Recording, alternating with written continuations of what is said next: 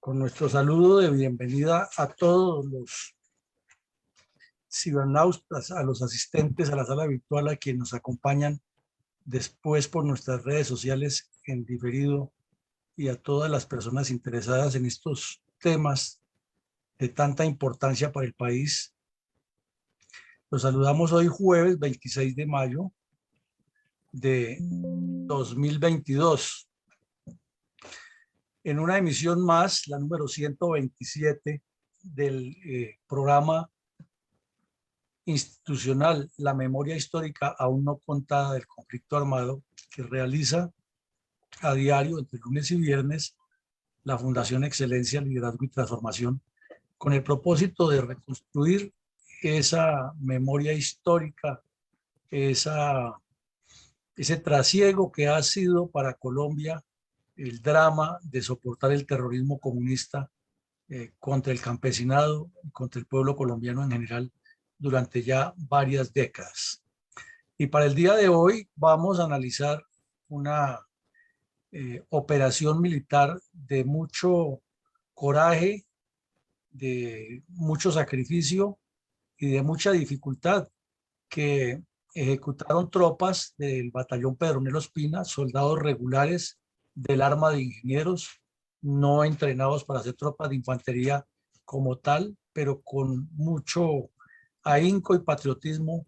en una operación que duró más o menos 3 días de combates continuos, lograron eliminar una importante cantidad de bandoleros y propinar un fortísimo golpe a la 9ª cuadrilla de las FARC en el suroriente antioqueño, área rural del municipio de Cocorná, en un momento histórico bien complejo para el país, porque estamos hablando de la zona de la 4ª Brigada, muy cerca a Medellín y Envigado, donde el señor Pablo Escobar tenía todo su emporio de crimen, relación con todos estos grupos criminales, y el gobierno nacional estaba en una etapa de laxitud y debilidad frente al narcoterrorismo por razones múltiples. Entonces, este episodio es uno de los más importantes de ese año, de esa época, y que queremos presentarlo con el mayor detalle posible para que nuestros oyentes tengan una información muy concreta de una de las etapas más difíciles que ha tenido el Ejército Nacional en la lucha contra el terrorismo, y los apoyos que ha tenido de diferentes fuerzas, en particular de la Fuerza Aérea, en esta operación. Teniendo como base la prolongada historia de la violencia comunista contra nuestro país, contra nuestra querida patria, Colombia, ¿cuál es la importancia geoestratégica del convulso municipio de Cocorná, Antioquia? El municipio de Cocorná, Antioquia, pleno corazón, le colocamos aquí el puntero láser. Bueno, municipio de Cocorná, Antioquia, mi coronel, está ubicado en el sur oriente del departamento de Antioquia, dentro de la región del suroriente, así se llama la región, y en ese sector está ubicado el departamento, más o menos en el centro norte de esa subregión, para tener una ubicación más clara. Lo vemos aquí en el mapa resaltado con rojo. Y como ya lo hemos insistido y lo hemos venido reiterando, pues la ubicación geoestratégica del departamento de Antioquia, fundamental porque une desde la costa atlántica hasta el centro del país, o que es un corredor hacia el Pacífico, y es la potencial apertura del canal Atrato-Truandó, o el punto de entrada hacia el corazón geopolítico del Magdalena Medio, santanderiano, sur de Bolívar, norte de Caldas, norte de Boyacá. Por donde se le mire, es un departamento que tiene una importancia geoestratégica muy valiosa, y el municipio sí que está ubicado en una zona también supremamente geoestratégica, porque es el municipio más importante de la vía Bogotá-Medellín o Medellín-Bogotá, dentro de la subzona del oriente antioqueño u oriente lejano que llaman, ya que el oriente cercano, que está dentro del oriente antioqueño, son los municipios de Guarne, Río Negro, Marinilla, etcétera. Entonces, este municipio tiene unas características muy especiales porque es el que une el norte del suroriente antioqueño con el sur del suroriente antioqueño. Y está al lado de municipios muy importantes en esa región que no han tenido el desarrollo que merecen, pero que son muy importantes para el desarrollo socioeconómico futuro de Antioquia, como son Argelia, Sonsón, San Luis, San Carlos y Granada. Por eso este municipio es tan importante y, como les decimos, es atravesado por la autopista Medellín-Bogotá, y por su configuración geográfica se convirtió en el epicentro de la acción terrorista, en particular de la cuadrilla Carlos Alivio Buitrago, y en un polo de atracción para la 9ª cuadrilla de las FARC. Y por eso ocurren los hechos que vamos a narrar hoy en esta región, en este municipio, en la vereda La Luisa. Y si vemos un mapa ya de carreteras y un poco orográfico y un poco hidrográfico del departamento de Antioquia, miramos que toda la población antioqueña se centra sobre la cordillera. Por eso es el departamento montañero. Y así el oriente, donde ya comienza a bajar la cordillera y a convertirse en el Valle del Magdalena, sí hay, claro, hay población, obvio, hay municipios, pero no es tan concentrado o no son tan concentrados los núcleos humanos, a pesar de la gran cantidad de ríos que tiene. Es un departamento riquísimo en aguas, sino que todo se concentra sobre la estribación oriental de la cordillera central para caer al Valle del Magdalena.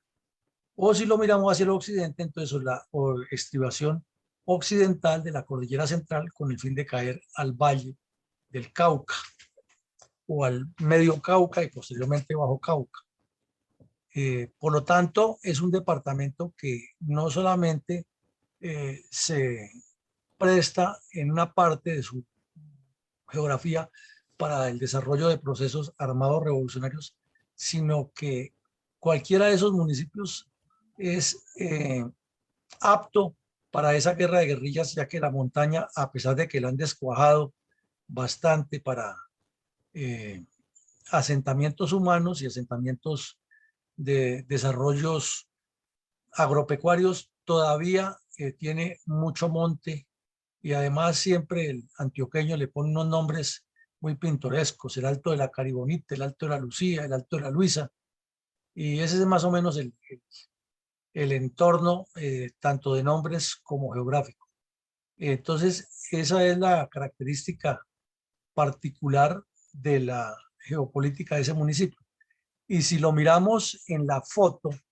parecería que las fotos que ponemos aquí fueran repetitivas de un solo municipio, y resulta que no, son diferentes, cada municipio es diferente, pero la característica es la misma. Los municipios andinos todos construidos en el pie de monte de la cordillera, en este caso de uno de los pliegues de la cordillera central,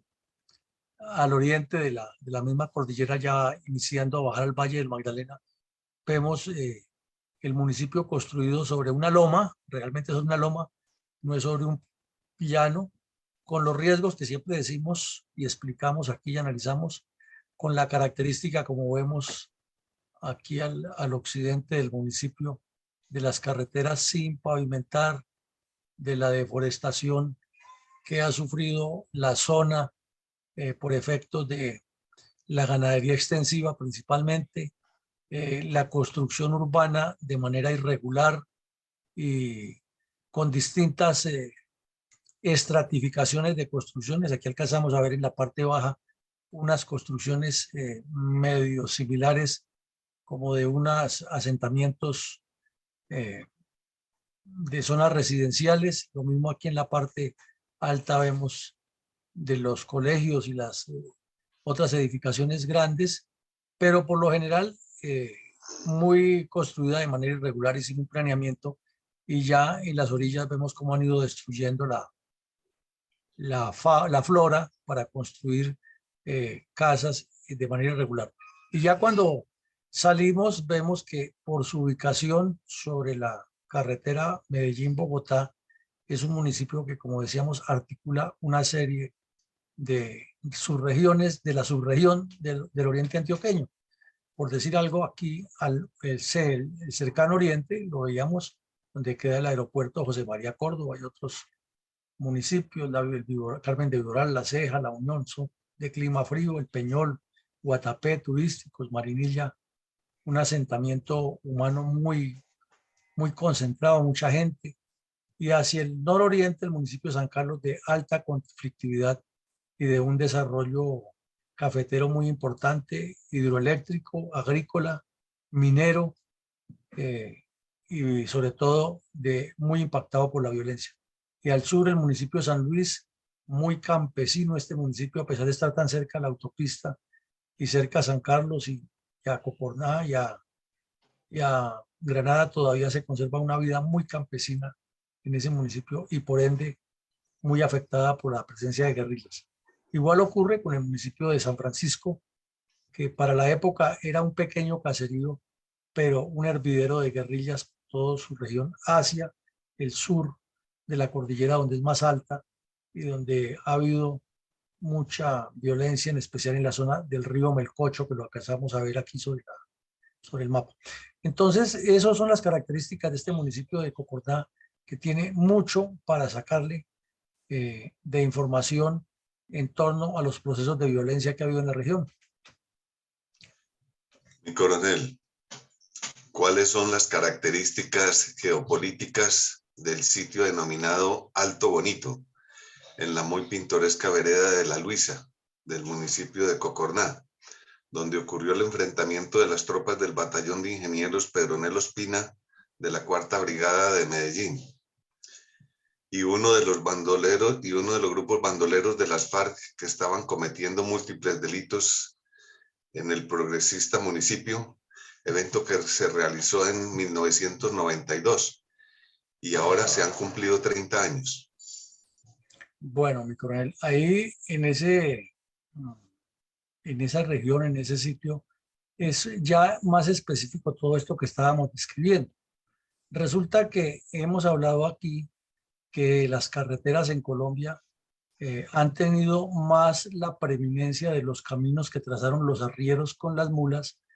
que los mismos estudios topográficos, porque parece que esos animales son muy sabios frente a la naturaleza y realmente cuando llegan los ingenieros a hacer los trazados de las vías, hasta por la consistencia del terreno, son muy cercanas las líneas que han trazado estos animales. Entonces el municipio de Cocordá quedó, como lo decimos, por la mitad, y eso ya fue distribución geográfica caprichosa del ser humano, del cruce de la antigua carretera, que luego, cuando la mejoraron por implementar el desarrollo y la comunicación entre las dos principales capitales de Colombia, quedó el municipio de Cocordá en la mitad. Entonces, si miramos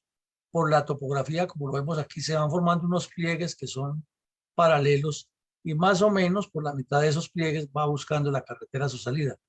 O sea, es como el mismo principio de los cursos de agua en las montañas andinas.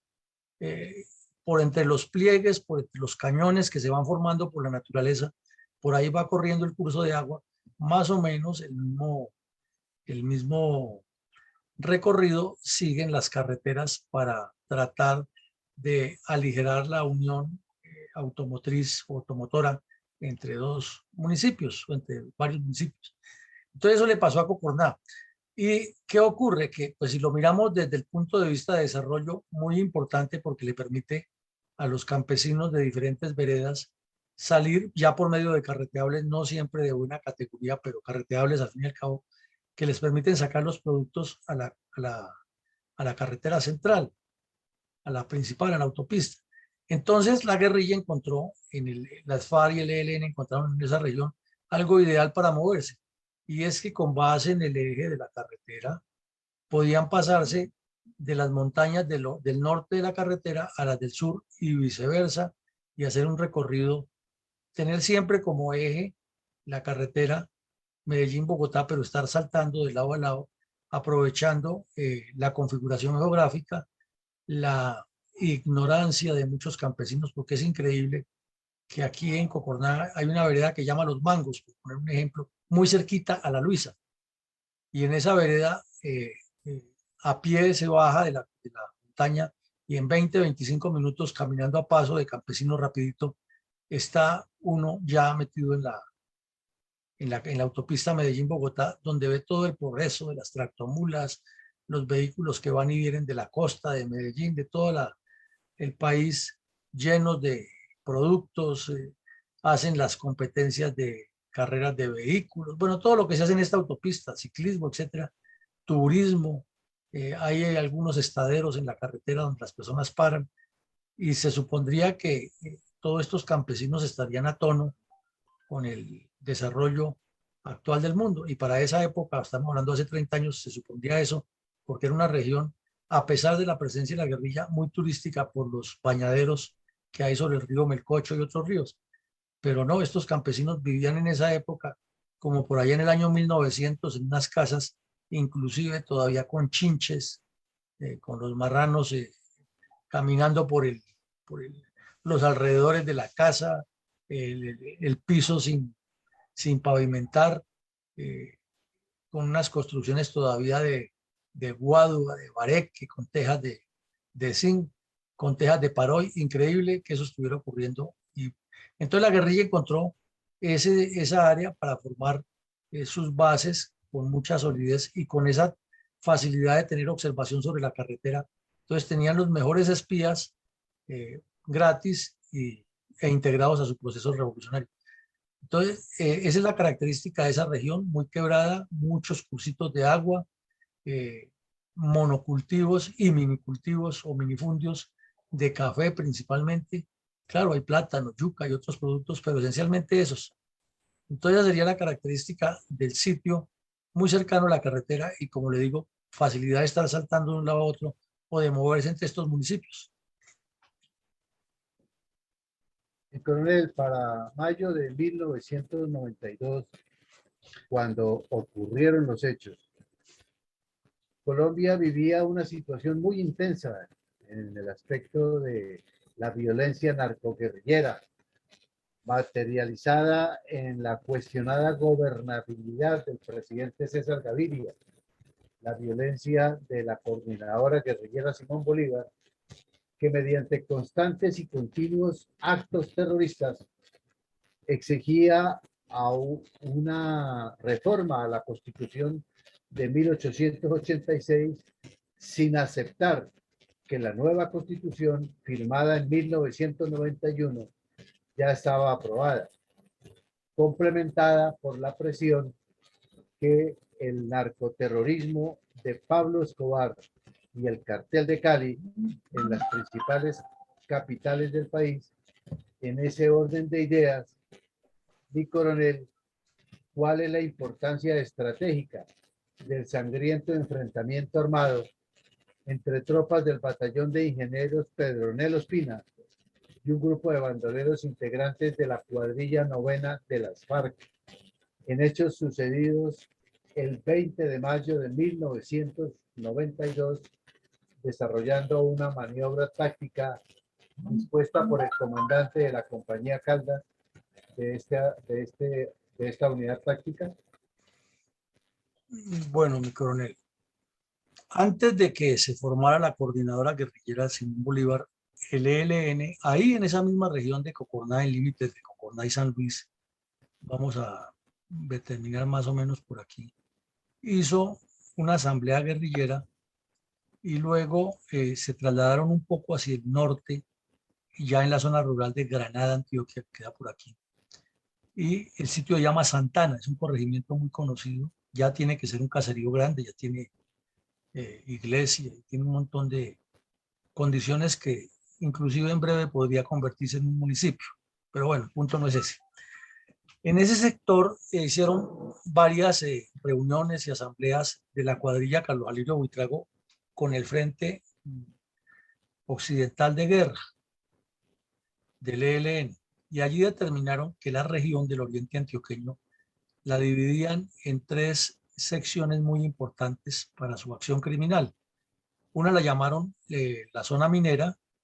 que es San Carlos, San Rafael y hacia el lado de los otros santos, San Roque, Santo Domingo, donde hay algunas minas pequeñas de de oro.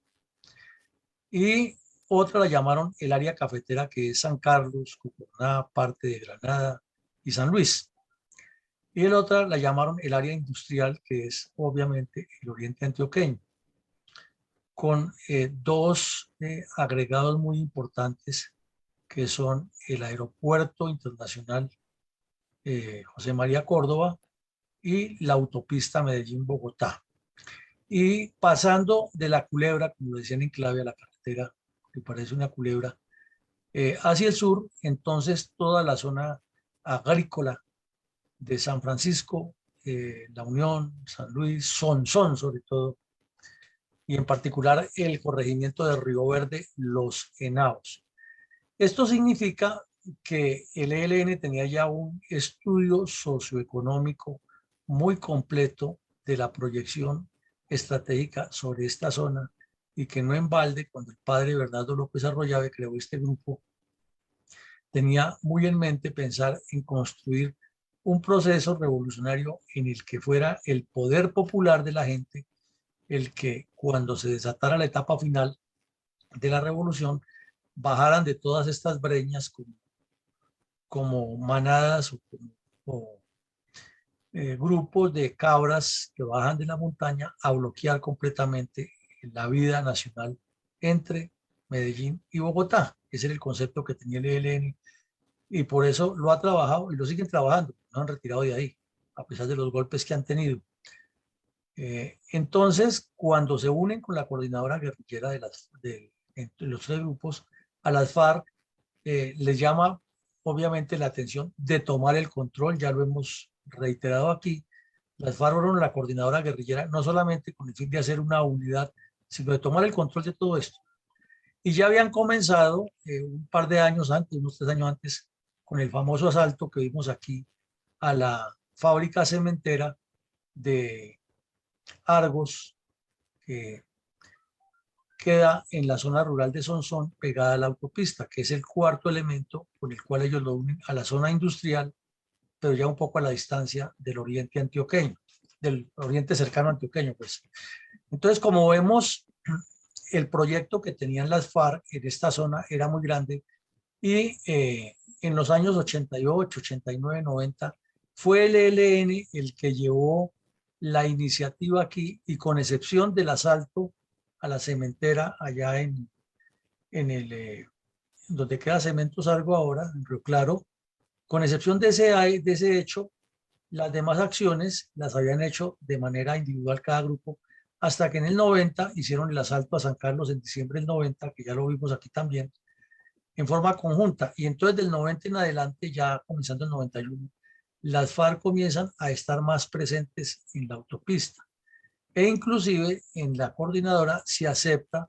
que el EPL, que venía de Urabá, de ser derrotado allá, la operación grande que les hicieron en Montería y las 2 operaciones que le hicieron en Apartadó, se trasladaron la cuadrilla Elkin González y también le dieron cabida sobre la autopista, y lo que hicieron fue repartirse los sectores. Entonces dijéramos que aquí hay un punto que llama el Volante, la vereda del Volante, que queda ya entre San Luis y entrando al bloque del pleno corazón del Magdalena Medio, y el santuario, más o menos adelante, santuario, límites con Cocorná. El ELN siguió controlando ese sitio porque tenían muchas bases, y como les digo aquí, la vereda de los Mangos y otras veredas, la Independencia de San Luis, muy conocida también por eso, tenían la presencia. Entonces lo que acordaron fue que el EPL se quedara aquí entre Santuario, Marinilla, Carmen de Iboral, La Ceja, sin que el ELN perdiera ahí la parte organizativa que ya llevaba. Se repartieron la zona, mejor dicho. Y las FARC cogieron la zona rural de Granada, por eso ese pueblo fue tan martirizado por ellos, y todo el oriente hacia San Carlos, el norte, Guatapé, el Peñón, y se extendieron hacia el Magdalena Medio con el fin de entroncar con las otras cuadrillas que tenían de allá. Entonces, por eso era tan permanente esa presencia de bandidos aquí, y por eso paralizaban la autopista a cada rato. Pero como les digo, se llegaba a las veredas y los campesinos no habían visto nada, no oían, no entendían, no sabían nada. La guerrilla nunca pasaba por ahí y los tenían ahí viviendo con ellos. Entonces, esa es la importancia de ese sitio, y por eso era tan necesario golpearlos y ojalá de manera contundente como se logró en esta operación. Mi coronel, por favor nos hace una apreciación de situación general de las FARC en el suroriente antioqueño en ese año del 92. Bueno, pero es que fue una de las zonas de mayor importancia estratégica por lo que hemos visto de la necesidad de copar el aeropuerto, de cerrar el aeropuerto, de bloquearlo, la autopista y tomarse el control de las hidroeléctricas. O sea, es un plan que la guerrilla no lo ha ocultado, no lo ha escondido y que está vigente todavía porque es paralizar el país completamente. Imagine usted paralizar las hidroeléctricas de Jaguas, Punchiná, Calderas, playas, es inmediatamente dejar al país sin energía, paralizar el aeropuerto de Medellín, pues es dejar al país sin comunicación con la capital antioqueña y bloquear la carretera Medellín-Bogotá es poner en serios aprietos la comunicación entre la costa y el resto del país, el centro del país o de Antioquia con el resto del país. Pero además también llegaría a afectar el incipiente que aún queda ferrocarril de algunos tramos que funcionan entre Medellín y Puerto Berrío o entre Magdalena Medio y Bogotá. Es decir, es un sitio fundamental para bloquear la economía nacional. Entonces, la preeminencia allí en la región era de la cordillera, de la coordinadora guerrillera, era el noveno Frente de las FARC, que como ya lo explicamos anteriormente aquí, fue creado en el Valle del Cauca, la Universidad del Valle aportó muchos bandidos y de ahí cuando los enviaron fueron los que crearon el grupo, lo llamaban los Bayunos y posteriormente pues fueron reclutando campesinos de la zona. Recordemos cuando veíamos lo del Comando Independiente Revolucionario de Palizada, que él primero perteneció a las FARC y luego se pasó para el ELN. Luego creó el Comando Independiente Revolucionario y luego se pasó al ELN, que en San Carlos llegaron al mismo tiempo las FARC y el ELN y les tocó repartirse la zona desde el principio porque tenían choques, que hubo problemas con los mineros que organizaron por cooperativas en la zona de San Rafael. Entonces, las FARC siempre querían tener, o siempre han querido tener la preeminencia de los demás grupos porque los consideran indisciplinados. Y en ese momento que estaban en plena coordinadora guerrillera, en diálogos en Tlaxcala y en la negación de la Constitución, pues lo más conveniente era que para ellos desarrollar esa campaña bolivariana de la Nueva Colombia, encabezada, dirigida y dinamizada por las FARC y que los demás grupos se unieran a ellos. Entonces, las acciones conjuntas, como lo acabamos de ver sobre la autopista Medellín-Bogotá, eran permanentes y con zonas perfectamente divididas. Entonces, era común que se decía que el Frente Carlos Alivio Buitrago hacía un retén y la tropa en la persecución terminaba enfrentada era o con una comisión de la cuadrilla Elkin González del EPL o con algún grupo de las FARC, y entonces entre los tres hacían, deshacían, publicaban comunicados conjuntos y la emisora Radio Patria Libre del ELN en todas sus emisiones era muy activa resaltando esta zona. Y por la época fue capturado el bandido Galán, Francisco Galán, en Bucaramanga y trasladado a la cárcel, a una cárcel en Medellín. Entonces, con mayor razón, la actividad era persistente aquí y fue cuando les pusieron disque radioteléfono en la cárcel a estos dos delincuentes, a Galán y a otro, uno de apellido Velandia, que se comunicaban con el mundo exterior y vivían como reyes. Y 5 años después de esto, 6 años después de eso que estamos hablando, los tipos hasta tenían salida, fueron a Europa y volvieron, hicieron una reunión en el sitio de Río Verde de los Henados, patrocinada por el señor Pastrana, que también quería ser premio Nobel de Paz. Entonces la autopista Medellín-Bogotá se convirtió en el epicentro de todo este accionar criminal de la coordinadora. Y como lo vimos ahora, la proyección geopolítica para bloquear la economía del país de la coordinadora guerrillera allí, en cabeza de las FARC, que eran los que más levantaban la cabeza, los que más la asomaban, aunque el ELN era el que brillaba en todas las acciones en la carretera, y ya la prensa se le volvió costumbre echarle la responsabilidad de todos los retenes al ELN. No, ahí participaban los tres y los tres hacían criminalidad, pero como en la zona más álgida, que era entre el Volante y Santuario, donde más había retenes permanentes, no permanentes sino esporádicos, pero de manera constante. Esporádicos me refiero al sitio, no era en el mismo lugar. Eh, Era proyectarse sobre el Magdalena Medio, sobre el norte de Caldas y sobre todo el suroriente de Antioquia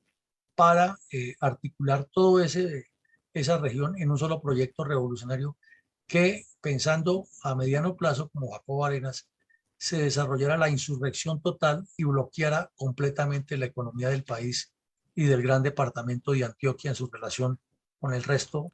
del territorio nacional. Entonces, vemos que cada acción o cada operación que buscaba eliminar eso o contrarrestar eso tiene un valor estratégico importantísimo, así sea un golpe táctico mínimo de quitarles un arma o de capturarles un bandido, porque es una pieza menos de todo ese ajedrez que estaban armando. También había una relación de vínculos y disputas con el cartel de Medellín. Recordemos que para esa época el señor Pablo Escobar había hecho el show con el gobierno Gaviria de que se entregaba por medio del curita del Minuto de Dios, pero sus propiedades seguían intactas en el oriente antioqueño, su actividad criminal seguía intacta. Entonces había una especie de vínculos y disputas de cómo articularse con el cartel de Medellín, de la coordinadora, ya que la relación directa de Pablo Escobar era con el ELN, no con las FARC y no con el EPL. Pero entre bandidos ya hay problemas de plata y entonces todos quieren pelechar de eso y ahí tuvieron vínculos, disputas, diferencias y son temas que aún no se han contado, pero en la cárcel de la Catedral también iban los de las FARC, los delegados de las FARC y de la coordinadora a hablar con Pablo Escobar, porque él siempre dijo que además de ser un delincuente, un bandido, sus ideas eran de izquierda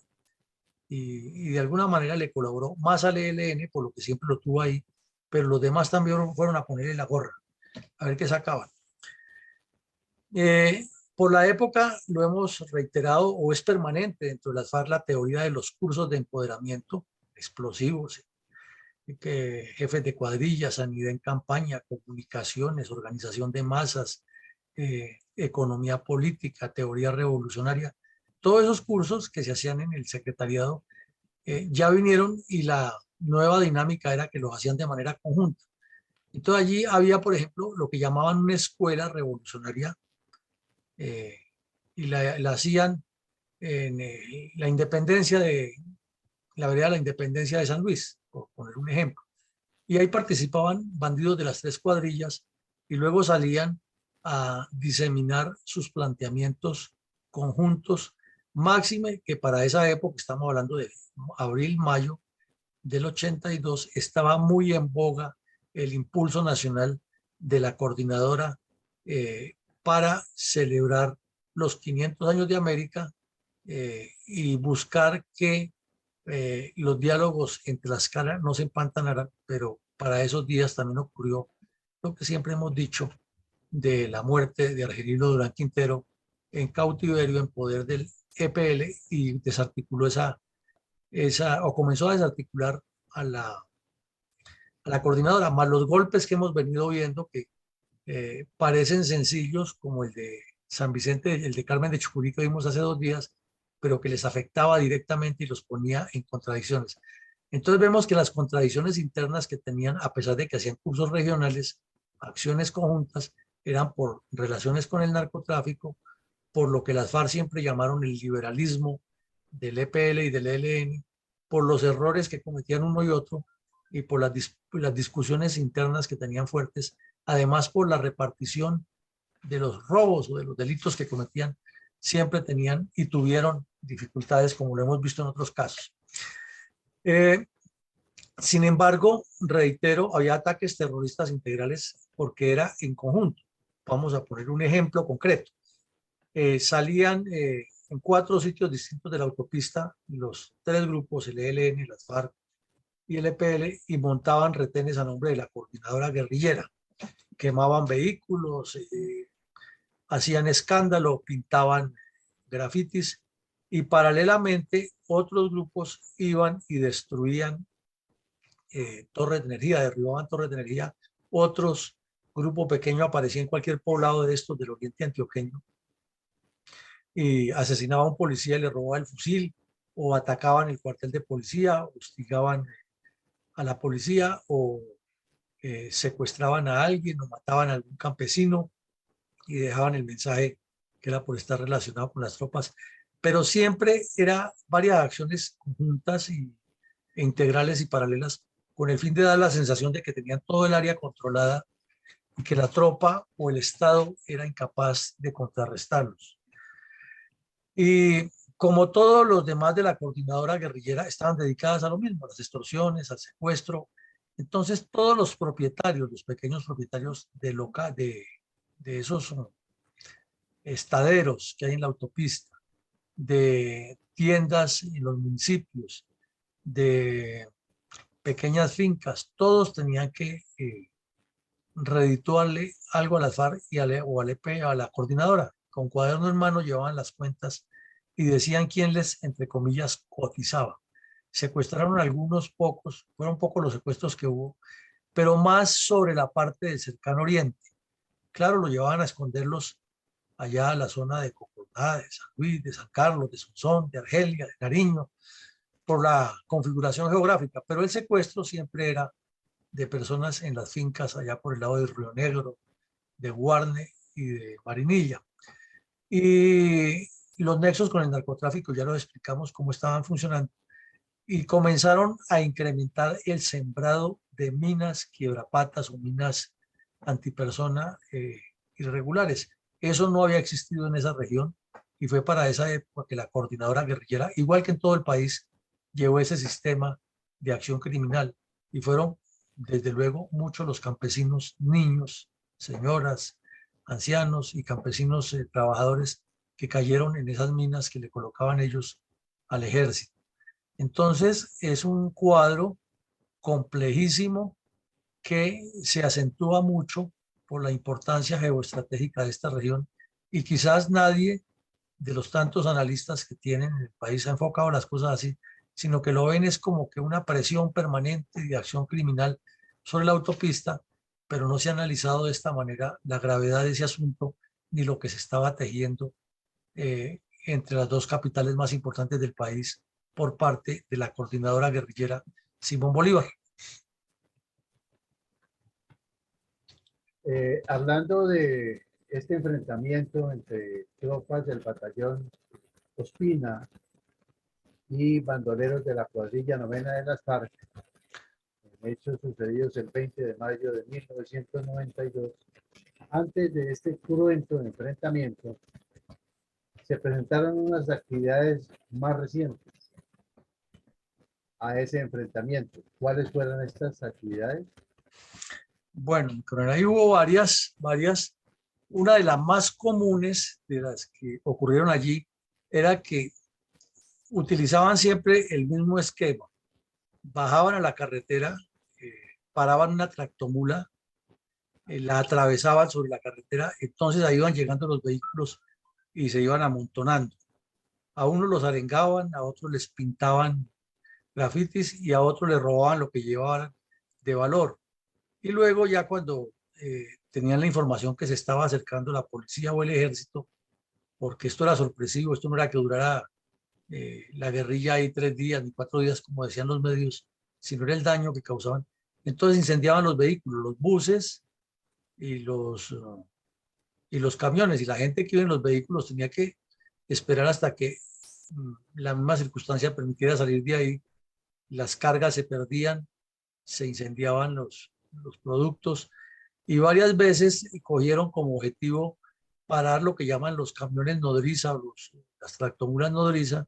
que venían llenas de vehículos desde la costa hacia Bogotá y quemaban 10, 15, 20 vehículos de esos dentro de una tractomula, con la tractomula completa. Todo con el cuento de que estaban en la revolución. Eso lo hicieron N veces,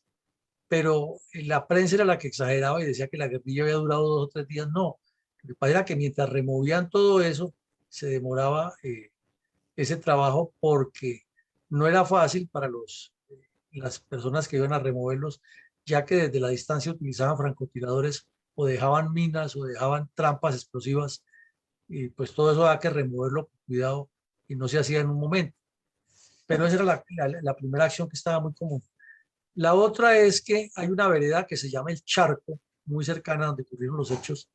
en la cual era común la llegada de guerrilleros de las FARC, y ahí citaban los campesinos y les daban charlas, los extorsionaban, y estaban más o menos dando a entender a los habitantes de Cocorná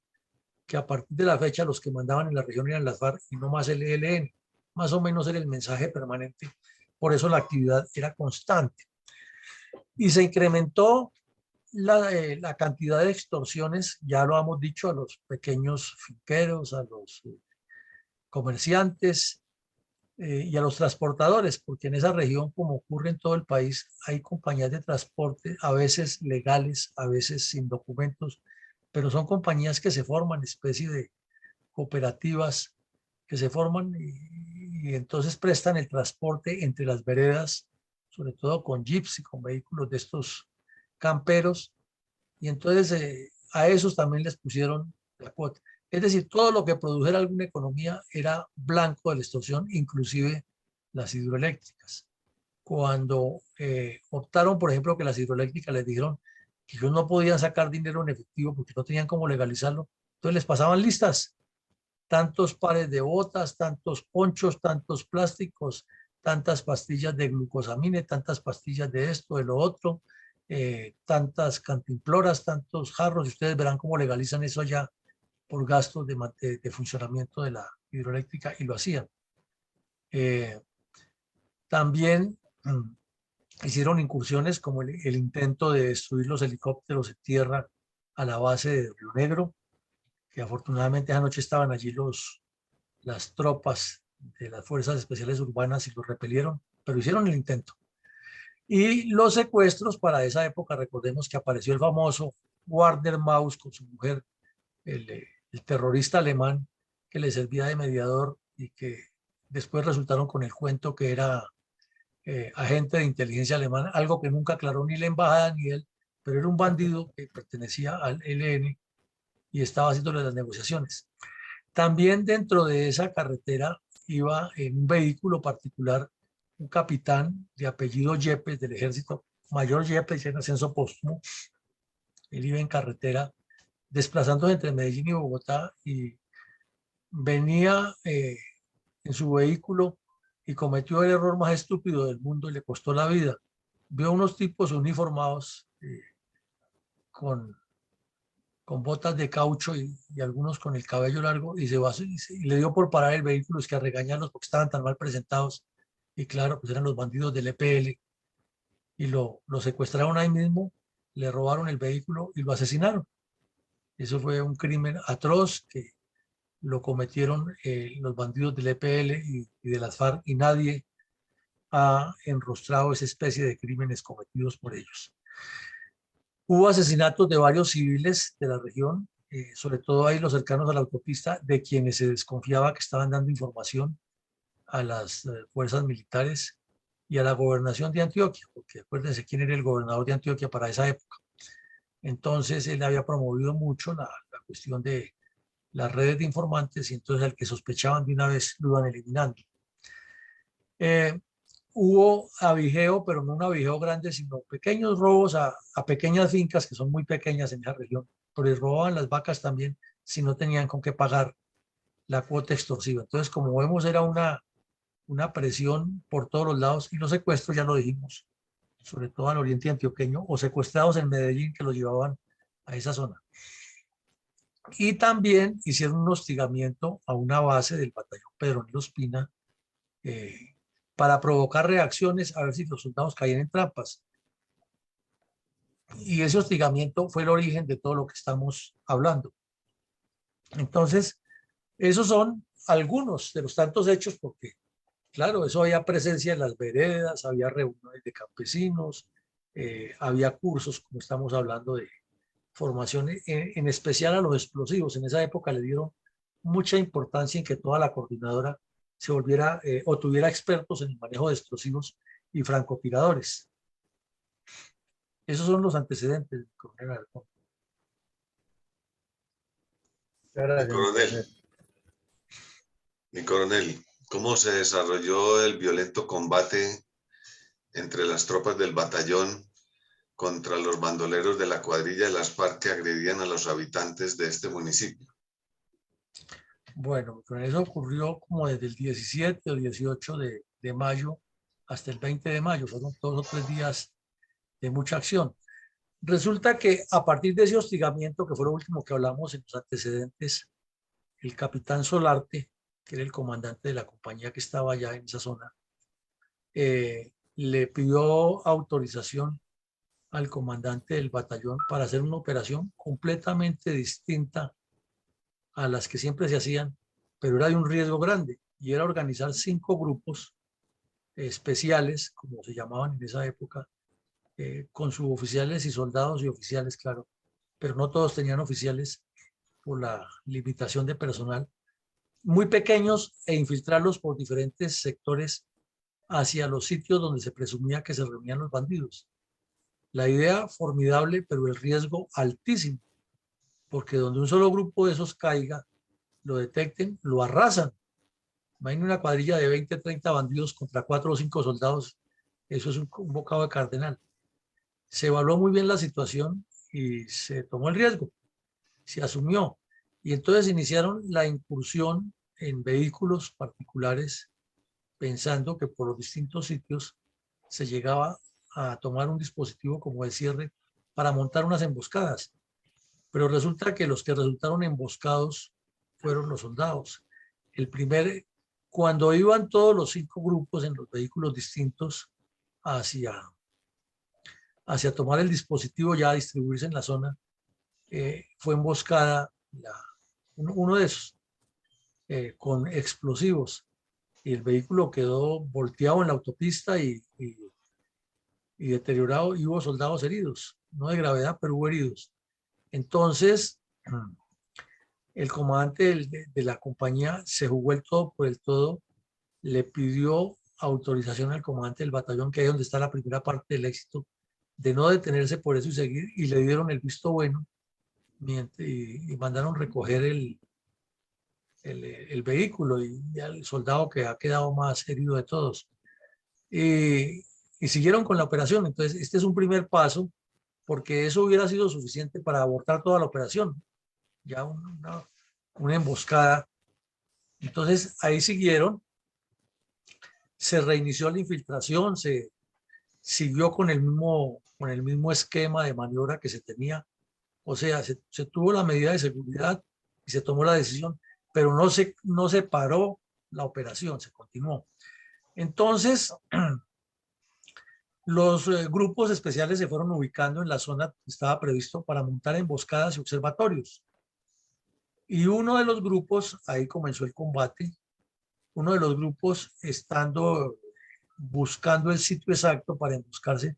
se encontró de frente con los delincuentes. Y ahí se trabaron en combate y cayeron los 2 primeros guerrilleros.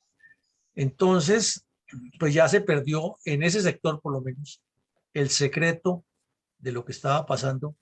y la guerrilla se vino como chulos por el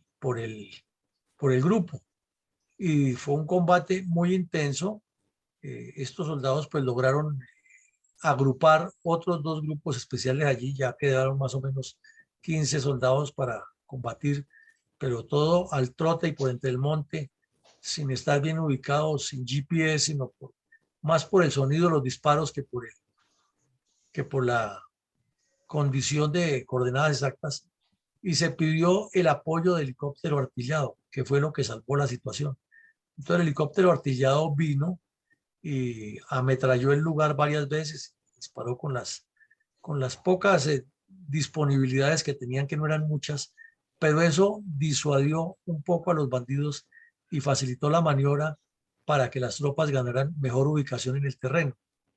Entonces el comandante del batallón se trasladó para el puesto de La Piñuela y movió ya más tropas de lo que tenía disponible hacia ese sector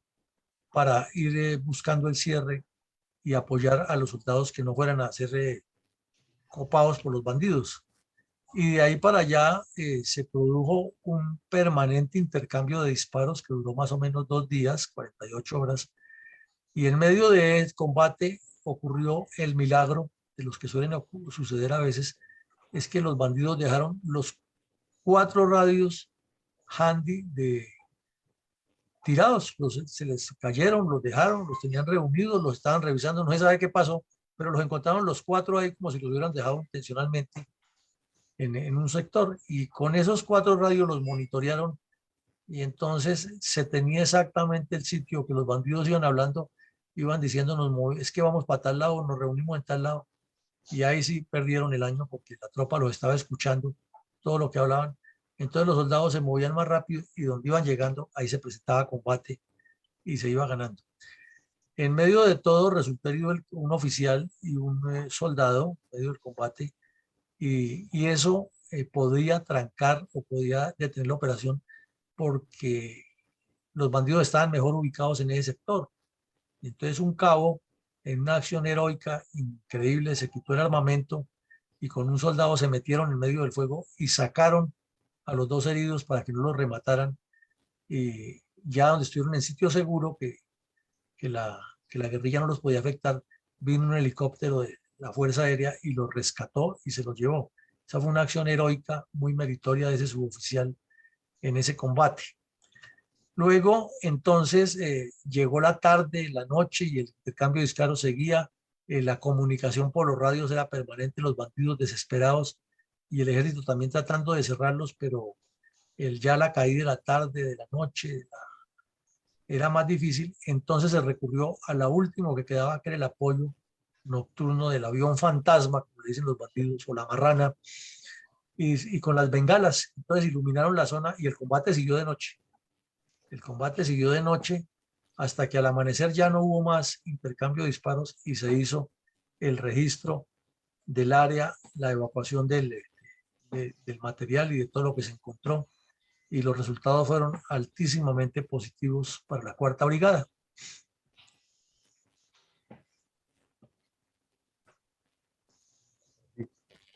Mi coronel, ¿cómo se cuantifican las estadísticas y resultados del sangriento enfrentamiento armado entre tropas del batallón Pedronel Ospina y el grupo de bandoleros de la cuadrilla 9ª de las FARC, según los hechos sucedidos el 20 de mayo de 1992, maniobra que estamos analizando en el día de hoy? Bueno, mi coronel, en primera medida, como ya lo dijimos, un oficial herido y 4 soldados heridos, contando los del vehículo. O sea que el combate fue intenso y de los 4 soldados heridos, 1 de gravedad y los otros no tanto, pero heridos al fin y al cabo en combate, porque una persona pues tiene su cuerpo perfecto y una herida así sea mínima ya le está afectando su condición física. Encontraron en el registro 17 bandoleros muertos y ninguno con identidad. Por la fisonomía y por las características de gente joven, pues se notaba que eran campesinos o de origen campesino en la región, algunos de la ciudad, pero ninguno tenía identidad. Obviamente les tomaron las huellas y todo eso para los efectos de controles legales, pero no se supo quiénes eran,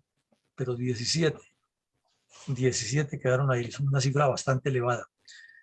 Armas, las que ustedes imaginen para 17 bandidos, son muchas, ¿no? Municiones, material de guerra, de intendencia, de comunicaciones, muchos documentos, porque pues era una cuadrilla prácticamente completa, tenían todos los cuadernos de los cabecillas y de los bandidos rasos, tenían fotos, tenían instrucciones, minutas de reuniones, normas que le llegaban de la coordinadora guerrillera para trabajar en conjunto la zona, críticas que hacían ellos entre los grupos. O sea, la inteligencia obtuvo allí una información demasiado importante de cuál era el mapa, de cuál era el ADN, cuál era la radiografía de lo que estaba pasando con la coordinadora guerrillera en el oriente antioqueño y cuál era el plan. Sin embargo, eso no se le dio la trascendencia en los medios de comunicación que ha debido ser lo que se hacía por aquella mala costumbre que existe todavía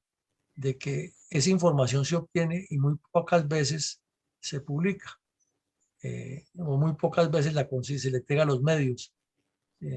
Entonces, miremos el ejemplo de cómo ocurren las cosas. Cuando cayó Santrich, los que probablemente lo eliminaron fueron los de la Gentil Duarte, y eso sí le hacen llegar a los medios lo que le encuentran, y entonces aparecieron los periodistas publicando un montón de cosas que la inteligencia militar ni las sabía,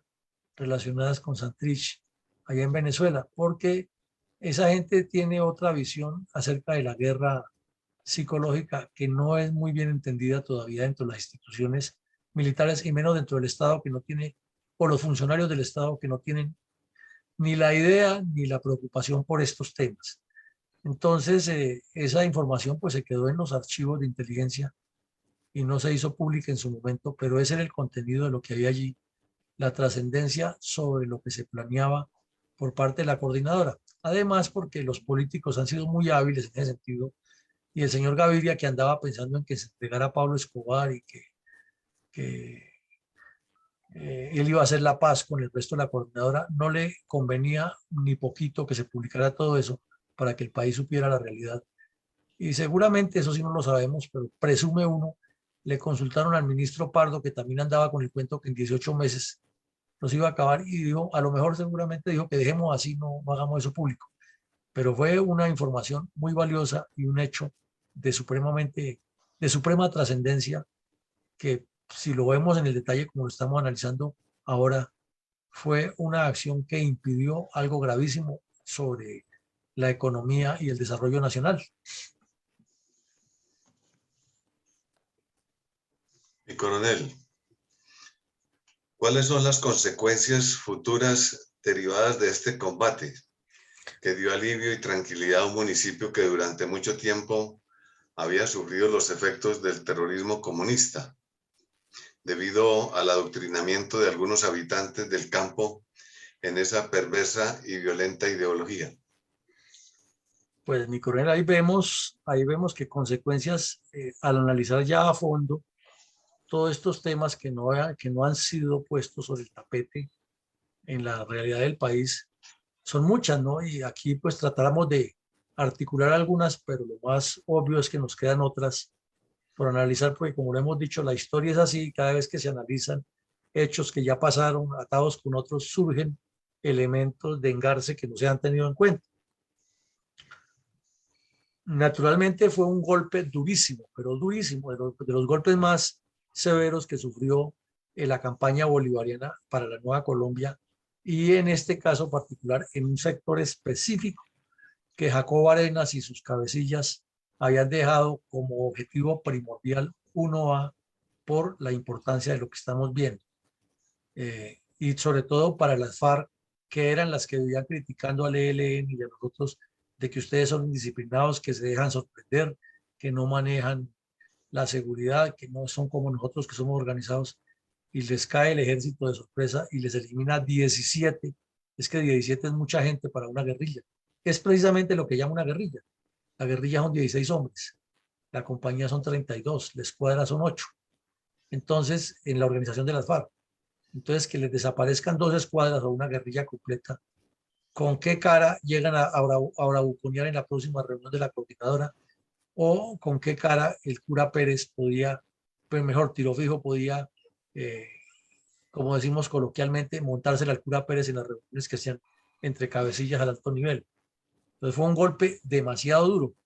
Además, porque se sobreentiende que cuando se planeaba esta acción en el oriente antioqueño, al máximo nivel de cabecillas, se hablaba de eso que estamos hablando aquí. De esta manera le paralizamos al gobierno el control sobre la autopista Medellín-Bogotá, sobre la economía. Mientras tanto, Pablo Escobar sigue colocando las bombas en las ciudades sin ayuda para que haya más desorden. Todo eso lo pensaban y lo hablaban. Y llega el ejército y les pega semejante sorpresa y les elimina 17. Eso tiene que causar un impacto interno muy fuerte. Además, porque en ese tiempo estaban ya reunidos en Tlaxcala, y entonces, ¿con qué cara llegaban a exigir allá? ¿Qué exigían? Si el gobierno los había golpeado, o el Estado los ha golpeado. Y nuevamente quedó claro aquí que la decisión de las tropas de cumplir su misión constitucional siempre es superior en la defensa de la soberanía sobre la debilidad presidencial, en este caso específico del señor Gaviria, que como sabemos andaba detrás de premios Nobel de Paz, convencido de que Pablo Escobar se había entregado y que ya él había arreglado el problema del narcotráfico y que de ahí saldría de la presidencia para secretario de la ONU, o no sabemos si también ya estaba pensando en ser reelecto. Los políticos son así. Entonces, con esa debilidad estaba abriendo un boquete enorme y llegó el ejército e impuso la soberanía donde los terroristas estaban imponiendo el caos. Hubo también una experiencia exitosísima para un batallón de ingenieros, porque es que los batallones de ingenieros, y en ese tiempo el batallón ya estaba empeñado en la construcción de la sede del batallón Rifles en Tarazá, Antioquia, o en Cáceres, Antioquia. Entonces, las tropas tenían esa prioridad y la otra era garantizar la seguridad de las hidroeléctricas. Y en una época se ordenó que alrededor de esas hidroeléctricas, esas tropas hicieran operaciones en profundidad. Pero ante el secuestro de un ingeniero japonés que le dio 5.000 millones de pesos al ELN, se tomó otra orden de parte del comando del ejército. Era que los que estaban en la hidroeléctrica tenían que estar ahí permanentemente patrullando alrededor de la hidroeléctrica, pero no retirarse mucho para que no ocurriera un hecho como el del ingeniero japonés. Entonces, el batallón estaba prácticamente amarrado, no tenía sino una compañía de maniobra y la compañía cumplió con lujo de detalles la operación gracias a la creatividad del capitán Solarte. Hubo también otros golpes tácticos, claro, pues se derivaron uno de información, sobre todo capturas y decomisos y más facilidad para operar porque ya se sabían los sitios donde se movían. Posteriormente, inclusive, con base en ese golpe y sin querer queriendo, cayó el cabecilla principal del ELN y estuvo preso, pero lo soltaron muy rápido, que era Gustavo Buitrago Ramírez, hermano de los hermanos Buitrago, en memoria de que se creó el grupo Carlos Alirio Buitrago. Y estuvo preso un tiempo, pero también lo soltaron. Hubo un conocimiento muy amplio de la base, del área base, de la zona de organización de la cuadrilla 9 de las FARC, que no se tenía una información concreta, ya que lo único que se sabía era que de la cuadrilla 9 se había desdoblado la 47 y que se replegaba mucho hacia el sector de Caracolí, de el oriente o el nororiente antioqueño, y que venía a hacer acción criminal al sur de Antioquia y que regresaba, pero que luego ya con lo de la coordinadora también estaba alrededor de la autopista. Sin embargo, era muy imprecisa la información, comenzando por el orden de batalla, que mientras del ELN se conocían los nombres completos y apellidos de casi todos los integrantes de la cuadrilla, de esto era por alias, y es muy difícil así porque pueden cambiar de alias y entonces no se sabe si es el mismo, si llegaron nuevos, era difícil. Entonces eso ayudó muchísimo a identificarlos y a darles golpes posteriores. Y eso incidió en que las disputas internas y los conflictos, que esa cuadrilla que secuestró al mayor Yepes y lo asesinó, la cuadrilla Elkin González del EPL, pronto también se desmovilizara, y después de que se desmovilizaron, casi todos terminaron fue siendo miembros de los mal llamados paramilitares y combatiendo contra estos en el sector. Entonces, hubo otra divergencia interna ahí entre el EPL y el ELN, y eso condujo también a la desarticulación de la cuadrilla Carlos Alirio Buitrago. Es porque, perdón, de la coordinadora guerrillera, porque llegaron a creer entre ellos que esa cuadrilla del EPL nunca había sido un aporte del EPL a la coordinadora en el sector, sino que lo que les habían enviado era una serie de espías que venían a destruir el movimiento guerrillero, ya que casi todos se pasaron para el grupo de los hermanos Castaño y fue los que, entre comillas, limpiaron esa región, porque ellos sí sabían quién era quién, dónde se movía, quién los apoyaba, y por eso insisten tanto cada vez que hay conversaciones, el EPL, las FARC y el ELN, que hay que combatir a los grupos que ellos llaman paramilitares. porque como saben que hay muchos guerrilleros, ese sí los conoce, y entonces, ya que ellos no los pueden eliminar, ojalá que el Estado los elimine rápido para que no tengan esas culebras encima. Eso fue otra consecuencia de ese golpe, que tampoco se ha tocado en su dimensión que es. Y desde luego la destrucción parcial de una cuadrilla de las FARC de la Novena fue un golpe durísimo, del cual nunca se repusieron, y máxime que pocos años después, más al sur, fue capturada Karina, que era la motivadora de toda esa acción criminal en la región. Entonces, pues eso afecta psicológicamente mucho. Eso obligó a que el Mono Jojoy, en pleno crecimiento de las FARC,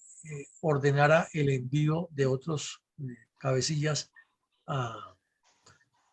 fortalecer esa zona y a que aumentaran el reclutamiento. Y entonces, tanto las FARC como el ELN perdieron en ese momento, en esa región, algo que habían trabajado muy bien antes para sus objetivos, que era no hacer reclutamientos a la ligera, sino como consecuencia de un proceso de ambientación ideológica y estratégica y formativa. Ya estaban era recurriendo a reclutar rápido y a incluir dentro del grupo, y desde luego pues eso genera desertores, bajas en combate, baja moral, porque ya no hay esa identidad que han construido metodológicamente, sino que es manteniendo un grupo, manteniendo un número o una cantidad sobre la calidad, y eso pues influye desde luego en lo que pasó después en la región con estos grupos terroristas. Entonces vemos que son algunas de las consecuencias, porque en la medida que esto se profundice aparecerán más consecuencias, y en la medida que se consiga más información de esa historia aparecerán más consecuencias. Mi coronel, habida cuenta que han transcurrido 30 años de este sangriento episodio del conflicto armado en Colombia, ¿cuáles conclusiones de orden político, militar, social, geopolítico y moral considera usted que se derivan de estos hechos? Pues en el campo militar siempre habrá enseñanzas, y si se toma un caso de esos, siempre saldrán nuevas y nuevas enseñanzas, pero sobre todo aquí algo muy importante es la decisión, es la claridad que se debe tener para tomar acción en el momento en que se recibe la información y en que se tiene la certeza de que el objetivo está donde está, y que hay que obviar las dificultades que se presentan, resolverlas de la manera más rápido posible y actuar sobre el objetivo. Segundo es que estando en el objetivo ya, no se puede ceder, y hay que meterle lo que en táctica se llama siempre todo o casi todo el objetivo principal, y nada o casi nada el objetivo secundario. Y ahí estuvo el éxito de la operación, que era una operación coordinada desde el nivel comandante y compañía hasta el nivel brigada, y tan pronto se fue desarrollando con todo lo que estaba sucediendo, hubo la presteza y la intención del comandante de la brigada y del comandante del batallón para no dejar solo al capitán y apoyarlo en todo lo que necesitaba, y que el combate tuviera la contundencia que requería. Porque es muy común, por las dificultades logísticas y del terreno, es que cuando una unidad pequeña entra en combate, entonces lo que le preguntan es cuántos hombres tiene. Tantos, ¿sí? Más o menos cuántos los bandidos. Antes sostenga usted el combate y desarrolle la situación allá, y no se le daba o se le da el apoyo completo. Aquí desde el comandante de la brigada para abajo se identificaron completamente, y desde que la unidad entró en contacto, sin saber cuántos bandidos eran, porque se sabía la información general de la cuadrilla, pero no cuántos estaban allí, sino que la situación se fue desarrollando después de la decisión que mostró el capitán, que pese a la emboscada no se detuvo y avanzó hacia el objetivo. Generó dentro del comando de la brigada y de la unidad como una sinergia y un impulso de que esto se puede hacer, y los resultados se vieron después de eso. Entonces, esa integración es muy necesaria, que todos los escalones del mando estén integrados en el desarrollo de una operación, y esto lo demostró. En el campo social, sí, la deuda es la misma. La foto que vemos de Cocondano lo explica. Región quebrada, montañosa, campesinos como los describíamos al lado de la autopista, completamente olvidados de la mano de Dios y del Estado, víctimas de la presencia de los bandidos que sí los reclutan, campesinos que a duras penas saben leer y escribir, teniendo ya tantas posibilidades que había en 1990, porque ya el país estaba más o menos desarrollado, pero el nivel de escolaridad y el analfabetismo todavía primaban muchísimo en el campo. Y desde luego que eso no ha cambiado mayor cosa. Puede que ahora con los celulares y que cada campesino tiene su moto y su celular haya mejorado mucho, pero creemos que tampoco es mucho el avance que se ha logrado, a pesar de que cuantitativamente ya debe haber más bachilleres, pero sin ninguna esperanza laboral. El tema sigue siendo complejo y todo lo que ocurre siempre será producto de la falta de visión del Estado. En el campo político, pues con mayor razón se ve que estos municipios han vivido desde el alcalde, desde que es elección popular del alcalde que se caracteriza por ser el líder de alguna vereda o que lo conocen allí, sometido a la presión de los bandidos, y han sido más los bandidos los que han ejercido unas políticas municipales que los mismos alcaldes, una tendencia a estarle reclamando al Estado por las hidroeléctricas, por la carretera, pero no una sinergia pensando en proyectos grandes ni en cómo articular semejante región tan importante en unos proyectos diferentes. Eso es falla política. Y en la geopolítica sí que caben aquí temas para atar una cosa con la otra, porque es que en esa región es como un nudo donde se une el Magdalena Medio con sus características especiales que tiene para potencial desarrollo en todos los campos, con una zona cafetera, con una zona industrial, con la autopista más importante del país, cruzando por la mitad, con el segundo aeropuerto más importante del país, con una cementera y con un enjambre de hidroeléctricas que generan o que producen mejor la energía de un alto porcentaje del desarrollo nacional, todo en un solo sector ubicado y sin embargo todavía las carreteras destapadas, los campesinos con parásitos, con chinches, sin que tengan acceso a una educación integral para el campo, para desarrollar el campo, no para que vayan a Medellín a aumentar los cinturones de desempleados, sino para el campo, para hacer que esa región se convierta en una despensa de Antioquia, en un epicentro turístico y del país. Entonces, geopolíticamente sí, están muy quedados los dirigentes regionales, nacionales y locales de lo que podría ser esa zona. Y moralmente, como siempre lo decimos y lo insistimos, sume todo lo anterior y reflexione cómo es posible que una zona que es tradicionalmente católica, que es de formación campesina conservadora, porque la mayoría de esta gente de partido conservador no han recibido una orientación amplia, suficiente y metodológica hacia construir un país mejor desde la región, no pensando en que deme y deme, sino más bien cómo produzco y produzco para integrarnos y por el contrario, las guerrillas haciendo festín allí. Entonces vemos que son conclusiones muchas, estas son algunas a priori, pero al profundizar es tema para analizar que cada región, cada caso, cada operación tiene esos componentes morales que nos deben poner a pensar como colombianos, es en cómo buscarle solución a esto y no cómo seguir en esa polarización y el enfrentamiento que han conducido a más de lo mismo. Mi coronel González, creo que usted hoy tiene mucho que decir respecto a esto.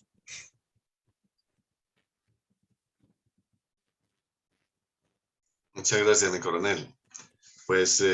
fundamentalmente usted ha mencionado los factores principales porque,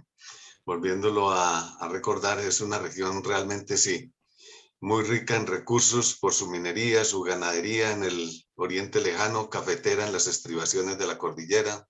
industrial y sobre todo floricultora en la región próxima del oriente próximo, como es el Valle de San Nicolás o Río Negro. Es una región muy generadora de electricidad con 4 potentes hidroeléctricas que abastecen a la nación en un gran porcentaje de sus necesidades. Es una región turística, pero desafortunadamente abandonada por los dirigentes políticos, que no saben cómo organizar las fuerzas sociales para generar desarrollo, para movilizar los productos, para asociar a los campesinos, para que se ayuden mutuamente, para producir educación y mejoramiento de la mentalidad colectiva, de generar entusiasmo por el progreso, a pesar de que inclusive a veces la gente lo tiene y desea y están dispuestos a aportar, pero sus alcaldes y dirigentes políticos no saben orientarlos. Y ante esta, lógicamente, deficiencia política surgieron los grupos de poder con el uso de la fuerza violenta y terrorista, apoyados incluso por prelados de la iglesia y algunos alcaldes municipales simpatizantes. Y no faltó también la tolerancia de gerentes y ejecutivos, como sucedió, por ejemplo, con algunos administradores de estas hidroeléctricas, que daban a veces creyendo que simpatizando con los grupos insurgentes obtenían mejores resultados que poniéndose del lado de las mismas Fuerzas Armadas. Y entonces eso hizo que se entronizara todo tipo de crímenes, especial el secuestro, el chantaje, la extorsión, las vacunas y lógicamente los asaltos a los transportadores y a los viajeros que utilizaban la carretera como una forma de financiación. Pero este combate demuestra el gran valor del ejército para liberar a la población del esclavismo terrorista, un indicativo de la entrega de las tropas por su país y del gran profesionalismo que han convertido al ejército colombiano en un referencial continental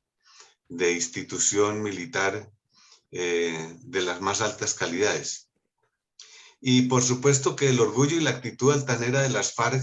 que inclusive lo ejercía contra los otros dos grupos terroristas, el ELN y los que vinieron del sur de Córdoba, del EPL, después de esos dos grandes fracasos que tuvieron allá en esa región, pues causó el rompimiento de esa asociación para imponer el terrorismo en esta región, y en especial de la intención de dominar un activo estratégico tan importante como es esta carretera de interconexión nacional. De tal manera que de esta forma va quedando en evidencia que en lo que parecería un simple combate, en el sentido simple,